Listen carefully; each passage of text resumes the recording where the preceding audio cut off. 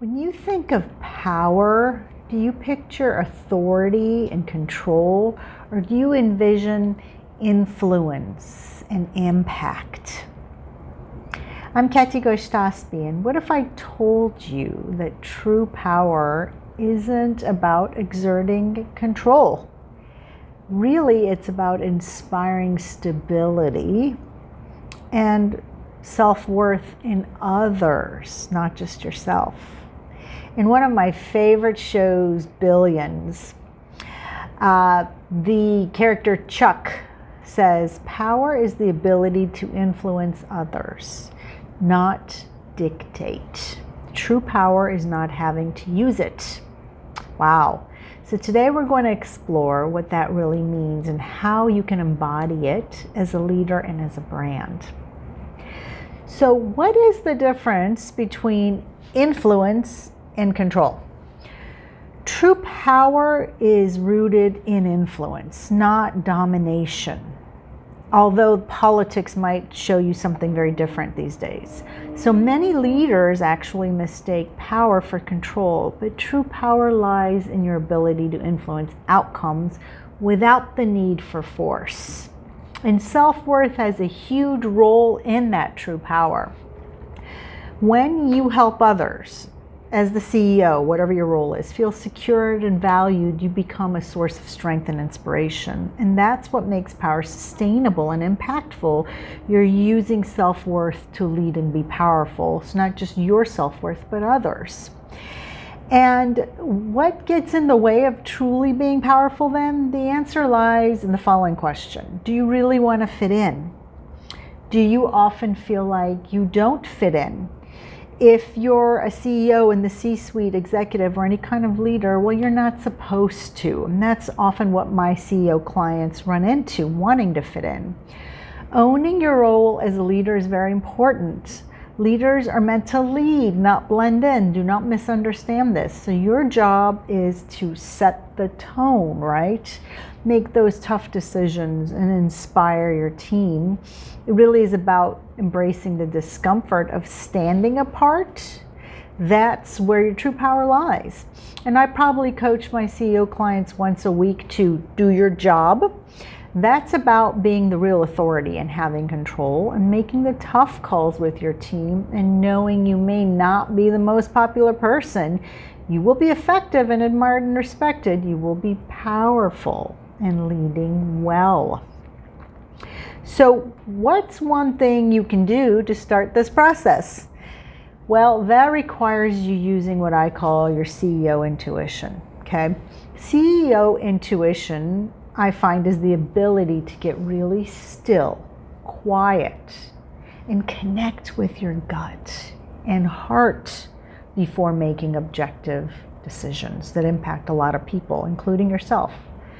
True power comes from knowing when to act and when to hold back. This requires really tuning into your intuition, not just relying on logic and going all the time. So what's the process of tapping into your CEO intuition? Here's some practical tips for developing CEO intuition that I do with my CEO clients daily. First of all, you need to create quiet moments. Regularly set aside time for stillness to tune into your internal guidance. Otherwise, you can't hear it. Next, you need to listen to your gut and heart. Let these two guide you alongside your head when making decisions. You have to run them through your head and your heart and your gut. And lastly, you need to trust your instincts. The more you practice, the clearer your intuition becomes. There's a reason you're in charge. Trust that it's your instincts at play, not just the results you get. Leaders who listen to their intuition exercise power thoughtfully and create stability and earn respect. And that translates into earning power for their businesses.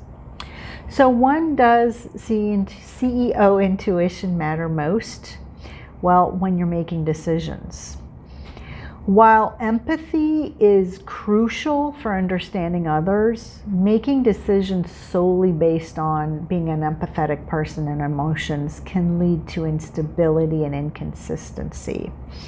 Powerful leaders tap into their CEO intuition and make decisions effectively, knowing where their emotions lie. And here are some steps to find the right decision-making harmony or balance. There's 3 steps to really ensure decisions are made from a place of deep clarity and effectiveness. First, you got to assess the facts objectively. So look at the data and logical implications first. That's using your left linear brain, your mind. Next, I would like for you to consider empathy as a factor, but not the foundation of your decision. So use emotions to understand context, but let logic guide the final decision. And you want to use compassion at that point. And the difference is compassion won't let your emotions run away with you. You just understand how the other side feels. And lastly, reflect on the long-term impact. Make sure your decisions truly align with your core mission and values. I call this the ecology, what's good for the whole company, you as the CEO, and your team. True power is really grounded in clear-headedness that reflects your mission and vision for your business. So, in conclusion, let's recap the key points, okay? There's 3 elements of true power, not tyranny. First is not fitting in, but leading and not wanting to fit in. Second is tapping into your CEO intuition. And third is really making balanced decisions that don't overly rely on emotions like empathy, but pull in compassion for the other side and knowing how the impacts of your decision will make the other side feel. Remember this as my final message to you. True power isn't about control, my friends. It's about inspiring others, creating stability, and making decisions that align with your vision. True power is not about chaos at all. So here's what I want you to do now. I want you to really reflect on how you currently exercise power, whether you're the CEO or not. Where can you shift from control to influence? Comment below with one way you plan to embrace true power in your leadership role. And don't forget to like and subscribe for more insights on becoming an influential and impactful leader. Until next time, Kati G out.